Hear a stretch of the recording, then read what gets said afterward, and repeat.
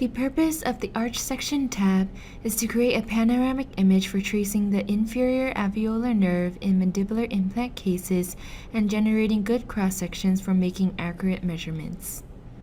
As you can see, here is the axial view of the scan. The section below is the pano. This pano is currently in the slice mode and may look different than the typical X-ray pano that you are more familiar with. In order to trace the nerve, the pano will need to be in slice mode to be 3D. On the right are cross-sections that correspond to the 3 green lines in the axial view and the green line in the pano view. As I move the green lines, the cross-sections will update according to where I am along the arch spline. I will now show you the workflow for creating an arch spline and tracing the nerve. First, check the range and orientation of the pano. For some cases, you may not see the full dental arch and may want to include the TMJ and the mandible. Click Adjust Range and Orientation and adjust the upper and lower limits according to your preference. You may also want to adjust the scan so that the occlusal plane is leveled horizontally. Once you have finished with the adjustments, click on the check-marked box to return to the previous window.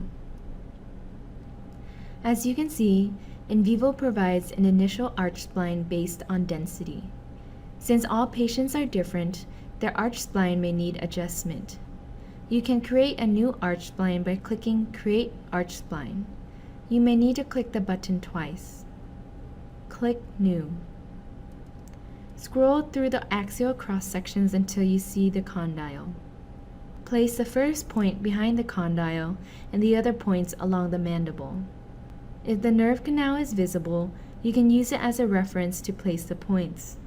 We recommend placing 5 to 7 points to generate the arch spline.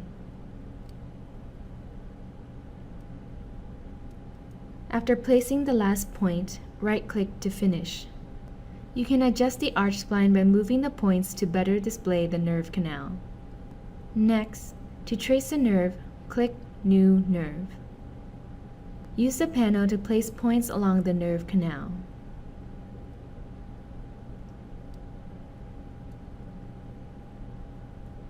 Before placing the second to last point, move the green lines to the mental foramen by referring to the cross-sections.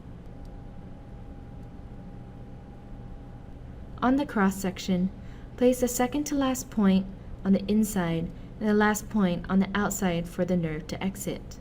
Right-click to finish. As you can see, here is the nerve we have just traced. With the nerve already selected, you can modify the nerve by clicking Modify. You can select a particular node to change its diameter, delete, or adjust its position. Additionally, you can set the diameter for the entire nerve. Click Done when you are finished with your modifications. The Arch Section tab can also be used to view anatomy in multiple cross-sections traversing the dental arch. To do so, first check that the arch spline is parallel to the arch at the area of interest and adjust if necessary. The arch spline does need some adjustment to be aligned with the dental arch for this implant site.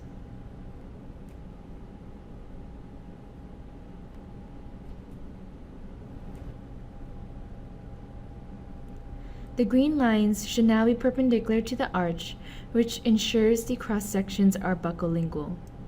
This is crucial to display an accurate amount of bone and avoid oblique slicing. Using the cross-sections, we can make measurements with the measurement tool, such as measuring the distance from the implant to the nerve. Additionally, we have options to modify the cross-sections with these parameters here.